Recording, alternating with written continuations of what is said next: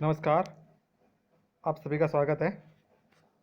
मैं लक्ष्मण लाल गुजर, सहायक आचार्य, राजकीय महाविद्यालय उनियारा, टोंक। आज हम भारत का भूगोल, जो अपना पहला स्थलाकृतिक प्रदेश था, उत्तरी पर्वतीय प्रदेश, उसके अंतर्गत हमने पढ़ा हिमालय पर्वत श्रेणी से उत्तरी पर्वतीय प्रदेश को 3 भागों में बांटा गया था। पहला हिमालय पर्वत श्रेणी, दूसरा ट्रांस हिमालय और तीसरा जो है आपका पूर्वांचल की पहाड़ियाँ। इसके अंतर्गत हमने हिमालय जो पर्वत श्रेणी है वो उसकी विशेषताएं, उसकी उत्पत्ति और उसके साथ ही हिमालय का जो है भौगोलिक वर्गीकरण, हिमालय के जो साथ ही जो है ट्रांस हिमालय और पूर्वांचल की जो पहाड़ियाँ हैं उसके बारे में बताया था। पिछले वीडियो में मैंने आपको हिमालय का जो भौगोलिक वर्गीकरण है उसके बारे में बताया था कि हिमालय को भौगोलिक दृष्टि से कितने भागों में बांटा जा सकता है। जैसे हिमालय को भौगोलिक दृष्टि से जो है 4 भागों के अंतर्गत बांटा गया था, तो उसके बारे में मैंने आपको बताया था। अब जो है आज हम इस वीडियो में जो है हिमालय का जो है प्रादेशिक जो वर्गीकरण है वो किस प्रकार से किया जाता है और कितने भागों में उसको बांटा जाता है, साथ ही जो है हिमालय की जो है क्या अपने लिए महत्व है, क्यों हमारे लिए वो महत्वपूर्ण है, इसके बारे में चर्चा करेंगे, इसके बारे में हम पढ़ेंगे। सबसे पहले अपन हिमालय का जो प्रादेशिक वर्गीकरण है और उसका जो महत्व है उसके बारे में आज हम पढ़ेंगे।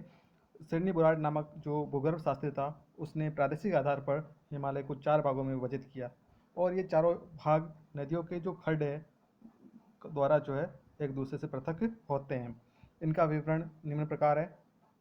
पहला पंजाब हिमालय, दूसरा कुमायूं हिमालय, तीसरा नेपाल हिमालय और चौथा असम हिमालय। तो हिमालय को सिडनी बुराड नामक जो भूगर्भ शास्त्री था उसने 4 भागों में बांटा था। पंजाब हिमालय को जो है हिमाचल हिमालय के नाम से भी जाना जाता है। दूसरा कुमाऊं हिमालय, तीसरा नेपाल हिमालय और चौथा असम हिमालय।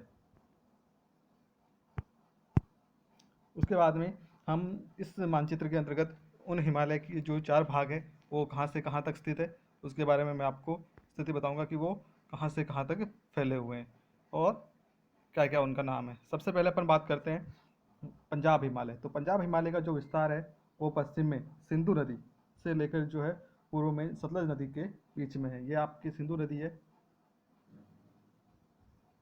सिंधु नदी ये, और पूर्व के अंदर यहाँ पर सतलज नदी। तो इसके बीच का जो हिमालय का जो भाग है वो आता है पंजाब हिमालय, जिसको अपन हिमाचल हिमालय के नाम से भी जानते हैं। तो ये पहला भाग हो गया आपका। दूसरा हिमालय जो आता है, दूसरा भाग आपका आता है कुमाऊं हिमालय। कुमाऊं हिमालय सतलज नदी से लेकर जो है आपका काली नदी तक का जो भाग है वो आता है आपका, ये जो भाग है वो आता है आपका कुमाऊं हिमालय के अंतर्गत। तीसरा आता है नेपाल हिमालय। नेपाल हिमालय के अंदर काली नदी से लेकर, ये काली नदी यहाँ से लेकर जो है तिस्ता नदी का जो भाग है जो सिक्किम में प्रवाहित होती है, तिस्ता नदी तक के बीच का जो क्षेत्र है वो आता है आपका नेपाल हिमालय में। और चौथा जो आवाज जो आता है वो है तिस्ता नदी से लेकर ब्रह्मपुत्र नदी तक, वो आता है आपका असम हिमालय में। ये इधर ब्रह्मपुत्र नदी पूर्वी भाग में और ये तिस्ता नदी, इन दोनों के बीच का भाग आता है असम हिमालय के अंतर्गत। अब जो है हम एक एक करके उनके बारे में पढ़ेंगे, उनका विस्तार कहाँ कहाँ तक है। सबसे पहले बात करते हैं हम पंजाब हिमालय की। तो पंजाब हिमालय जो है सिंधु नदी से लेकर सतलज नदी के बीच में फैला हुआ है। यह भाग कश्मीर एवं हिमाचल प्रदेश में स्थित है। इसका जो मुख्य भाग है वो जम्मू कश्मीर और हिमाचल प्रदेश में स्थित है। हिमालय की सर्वाधिक ऊंचाई भी इसी भाग में मिलती है। इसकी लंबाई जो है सिंधु नदी से सतलज नदी के बीच का जो भाग है लंबाई है वो है 560 किलोमीटर। लद्दाख, जास्कर, पीर पंजाल, धौलाधर श्रेणियाँ इसी भाग में पाई जाती है, मतलब वो पंजाब हिमालय के अंदर ही स्थित है। यह यहाँ उत्तरी ढाल पर वनस्पति का अभाव है, जबकि दक्षिण ढाल पर सघन वनस्पति पाई जाती है। शुष्क होने के कारण हिमरेखा अधिक ऊंचाई पाई जाती है। जैसे कि अपन ने पिछले वीडियो में देखा था कि हिमालय का जो पूर्वी भाग है वहाँ पर हिमरेखा की जो ऊंचाई कम पाई जाती है, जबकि पश्चिमी भाग के अंदर हिमरेखा की ऊंचाई अधिक पाई जाती है। तो इसके अंतर्गत शुष्क भाग होने के कारण यहाँ पर हिमरेखा की ऊंचाई अधिक पाई जाती है। इसके साथ ही पंजाब हिमालय को कश्मीर हिमालय या हिमाचल हिमालय में भी विभाजित किया जा सकता है। श्रीनगर एवं लेह के बीच का जो सड़क मार्ग है वो जोजिला दर्रे से होकर गुजरता है। मतलब श्रीनगर से अगर लेह लद्दाख की ओर आपको जाना है तो जो दर्रा है उससे होकर ही आप जो है लेह के लिए श्रीनगर से जा सकते हैं। उसके बाद में दूसरा जो भाग आता है आपका कुमाऊं हिमालय। इसका विस्तार 320 किलोमीटर की लंबाई में है। यह जो हिमालय है वो कुमाऊं हिमालय वो आपका सतलज नदी से जो है काली नदी के बीच में फैला हुआ है। गंगा एवं हिमालय के इसी भाग से निकलती है। गंगा जो नदी है वो आपके हिमालय के इसी भाग से निकलती है। बद्रीनाथ 7040 मीटर, केदारनाथ 6831 मीटर, त्रिशूल 6707 मीटर, माना 7274 मीटर, गंगोत्री 6508 मीटर, नंदा देवी और कामेत आदि जो चोटियां हैं वो सभी इसी कुमाऊं हिमालय के अंतर्गत स्थित है। मैसूरी श्रेणी और नाग टिब्बा श्रेणी भी इसी भाग में स्थित है। नंदा देवी 7818 मीटर इस भाग की सबसे ऊंची चोटी है। माना एवं नीति कोल द्वारा यह भाग तिब्बत से जुड़ा हुआ है, जो कि माना और जो नीति दर्रे हैं वो आपके उत्तराखंड में स्थित है और उत्तराखंड से तिब्बत में जाने के लिए ये प्रमुख मार्ग है। उसके बाद में अगला जो भाग आता है अपना नेपाल हिमालय। इसकी लंबाई सर्वाधिक 800 किलोमीटर में है। नेपाल हिमालय का जो विस्तार है वो काली नदी से लेकर जो है आपका तीस्ता नदी तक है। एवरेस्ट, मैकालू, कंचनजंगा, धौलागिरी, अन्नपूर्णा जैसी हिमालय की सर्वाधिक ऊंची चोटियाँ इसी भाग में पाई जाती है। जैसा कि हमने पिछले वीडियो में देखा था कि माउंट एवरेस्ट, जिसकी जो संसार की सबसे ऊंची पर्वत चोटी है 8848 मीटर, दूसरा मैकालू, कंचनजंगा, धौलागिरी, अन्नपूर्णा, ये जो सब चोटियाँ हैं वो सभी इसी भाग के अंदर नेपाल हिमालय में ही स्थित है। इसका अधिकांश विस्तार नेपाल में होने के कारण इसे नेपाल हिमालय तथा अन्यत्र सिक्किम में इसे सिक्किम हिमालय के नाम से, पश्चिम बंगाल में इसे दार्जिलिंग हिमालय के नामों से जाना जाता है। तो अलग अलग भाग के अंदर अलग अलग क्षेत्र में इसको अलग अलग नामों से इसको जाना जाता है। उसके बाद में चौथा जो आपका हिमालय है प्रादेशिक वर्गीकरण में, चौथा जो भाग है वो आपका असम हिमालय है। यह तीस्ता नदी से लेकर ब्रह्मपुत्र के बीच में 750 किलोमीटर की लंबाई में फैला हुआ है। यह श्रेणी नेपाल हिमालय की अपेक्षा नीची है। सिक्किम एवं असम और अरुणाचल राज्यों में भूटान देश में फैली हुई है। ये जो है श्रेणी असम हिमालय मुख्य रूप से सिक्किम, असम, अरुणाचल प्रदेश और भूटान जो देश है उसके अंतर्गत फैली हुई है। यहाँ की जो प्रमुख चोटियाँ हैं असम हिमालय की, कांगड़ा, चुमलहारी, काब्रस, जांग सांगड़ा, पाहुनी, नामचा बरवा, ये सब जो पर्वत चोटियाँ हैं वो आपकी असम हिमालय की मुख्य पर्वत चोटियाँ हैं। इस भाग की प्रमुख नदियों में दिबांग एवं दिहांग, लोहित और ब्रह्मपुत्र जो है यहाँ की प्रमुख नदियाँ हैं। उसके बाद में अगला जो अपना हिमालय की जो हिमरेखा है उसके बारे में। हिमालय की जो हिमरेखा है उसकी जो ऊंचाई है वो विभिन्न भागों के अंदर प्रादेशिक आधार पर अलग अलग पाई जाती है। इनमें नेपाल हिमालय के अंदर जो हिमरेखा है वो 4500 मीटर की ऊंचाई पर पाई जाती है। असम हिमालय के अंदर 4420 मीटर के ऊपर, पंजाब हिमालय में ये 5185 मीटर के ऊपर, कश्मीर हिमालय में 6000 मीटर के ऊपर और कुमाऊं हिमालय के अंदर 5200 मीटर की ऊंचाई पर पाई जाती है। तो हिमरेखा की ऊंचाई भी प्रादेशिक आधार पर अलग अलग होती हैं, अलग अलग पाई जाती है। उसके बाद में हिमालय का हमारे लिए क्या महत्व है। हिमालय हमारे देश के लिए महत्वपूर्ण और उपयोगी है, क्योंकि हिमालय जो है हमारे देश के उत्तर और उत्तर पूर्व में प्राकृतिक सीमा बनाता है। वैसे हमारा भारतीय जो उपमहाद्वीप है उसके अंतर्गत जो उत्तर की ओर जो है हिमालय महत्वपूर्ण भाग है जो प्राकृतिक सीमा बनाता है, और दक्षिण में हिंद महासागर। तो हिमालय का महत्व हमारे इसलिए है क्योंकि उत्तर और उत्तर पूर्व में प्राकृतिक सीमा बनाता है।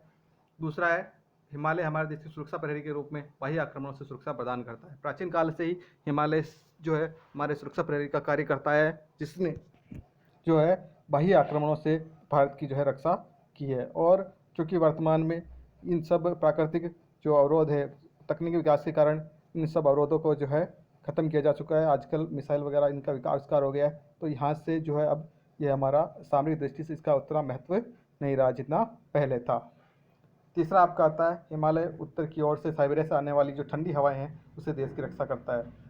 हिमालय जो है अपने देश की जो जलवायु है उसको सम बनाए रखता है, क्योंकि अगर उत्तर की ओर से साइबेरिया से आने वाली जो ठंडी हवाएं हैं वो अगर भारत में आती हैं तो भारत में उसके कारण से जो है उत्तरी भाग के अंदर शीतलहर का जो है प्रकोप बढ़ेगा, और उसके कारण से जो है जलवायु संबंधी जो दशाएँ हैं वो विपरीत हो जाएगी। उसके साथ ही अगला है, चौथा भाग है जो है आपका हिमालय का महत्व। हिमालय दक्षिणी और दक्षिण पश्चिमी मानसून को रोककर वर्षा करने में सहायक है। हिमालय जो है दक्षिणी पश्चिमी मानसून को रोकता है और उसके साथ ही भारतीय के अंदर जो है वर्षा करने में भी सहायक है। पांचवा आपका इसका महत्व है, हिमालय से हिम के पिघलने के कारण अनेक जो नीतिवाही नदियाँ हैं वो निकलती है, जिनमें गंगा, सिंधु आदि के जो मैदान है उसमें सिंचाई सुविधा प्राप्त होती है। इसके साथ ही जो है ये जो नदियां हैं उन नदियों से निकलने के कारण से इनसे जो है जल विद्युत का भी उत्पादन होता है। तो ये जो नदियाँ हैं, चूँकि इनके मार्ग के अंदर जलप्रपात हैं, तो जलप्रपात के कारण यहाँ अनेक जल विद्युत संयंत्र भी स्थापित किए हैं। तो जल विद्युत की दृष्टि से भी ये उपयोगी है। सातवां है, हिमालय के उच्च ढालों पर प्राकृतिक चारागाह पाए जाते हैं। इस कारण अनेक जातियाँ पशुचारण हेतु मौसमी प्रवास करती है, जिनमें गुज्जर, बकरवाल, ये जो जनजातियाँ हैं जम्मू कश्मीर के अंतर्गत हिमाचल प्रदेश में, ये जो जनजातियाँ वो यहाँ पर ऋतु प्रवास करती है, ट्रांसह्यूमन करती है। उसके साथ ही आठवां आपका है, हिमालय से निकलने वाली नदियों में विशाल गंगा, सतलज के मैदान का निर्माण किया है, और यह नदियाँ प्रतिवर्ष यहाँ मिट्टी की नई परत बिछा देती है, जो कृषि के लिए बहुत उपयोगी है। तो हिमालय से निकलने वाली जो गंगा नदियाँ हैं, उनमें गंगा और सतलज आदि ने जो विशाल जो मैदान है, उत्तर का विशाल मैदान, उसका निर्माण किया है, और इसके कारण ही यहाँ प्रतिवर्ष ये नदियाँ पहाड़ के द्वारा जो है नई मिट्टी की परत बिछा देती है, जो जलोढ़ मिट्टी होती है उनका निर्माण करती है, जिसके कारण से ये जो है इन मिट्टियों का या इन मैदानों का जो है उपजाऊपन बना रहता है, और ये जो है हमारे उपजाऊपन जो है हमारी खेती को प्रभावित करता है, हमारी फसलें जो है अच्छी होती हैं। उसके बाद में 10वां जो है आपका इसका महत्व है, हिमालय पर विभिन्न प्रकार की जलवायु दिशाओं के कारण विभिन्न प्रकार के वनोत्पाद प्राप्त होते हैं। तो हिमालय से अनेक प्रकार की जलवायु पाई जाती है, जैसे ऊपर की ओर कोणधारी वन पाए जाएंगे, फिर घास पाई जाएगी, इस प्रकार से अलग अलग प्रकार की जो है वनस्पति पाई जाती है। तो क्योंकि ऊंचाई के अनुसार भी वनस्पतियों का जो क्रम होता है वो अलग अलग होता है। तो यहाँ पर विभिन्न प्रकार की जो जलवायु दशाएँ हैं, उसके कारण से वहाँ पर अनेक प्रकार की वनस्पति पाई जाती है, जिसका भी हमारे देश के महत्व है। उसके साथ ही 11वां है, विशाल वन संपदा होने के कारण यहाँ विभिन्न प्रकार के वन्य जीव पाए जाते हैं। तो विशाल वन संपदा भी जो है यहाँ पर स्थित है, पाई जाती है हिमालय के अंतर्गत, और ये जो विशाल वन संपदा है वो वन्य जीवों को जो है आश्रय प्रदान करती है। तो ये वन्य जीव भी हमारे पर्यावरण को महत्वपूर्ण भाग हैं। 12वां है, हिमालय पहाड़ी डालों पर चाय, केसर व फलों और सब्जियों की खेती की जाती है। तो हिमालय जो है हमारे देश में इन फसलों के उत्पादन में भी महत्वपूर्ण भूमिका निभाता है, क्योंकि वहाँ पर चाय, केसर, फल, सब्जी आदि उत्पादित की जाती है।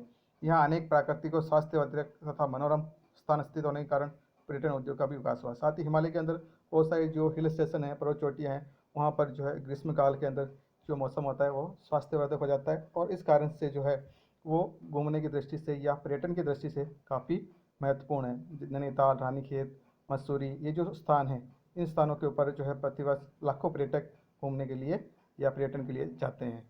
तो इस प्रकार से आज हमने जो है हिमालय का जो प्रादेशिक वर्गीकरण है, हिमालय को 4 भागों में इसको बांटा जाता है। सिडनी बुराड नामक जो विद्वान है उसके अनुसार हिमालय को 4 प्रादेशिक भागों में बांटा गया था। पहला पंजाब हिमालय या हिमाचल हिमालय, दूसरा आपका कुमाऊँ हिमालय, तीसरा आपका नेपाल हिमालय, चौथा असम हिमालय।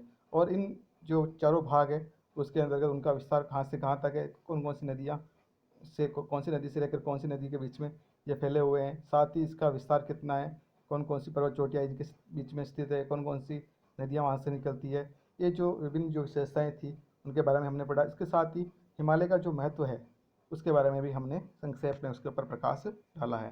तो आशा करते हैं ये वीडियो आपको पसंद आया होगा। धन्यवाद। Thank you.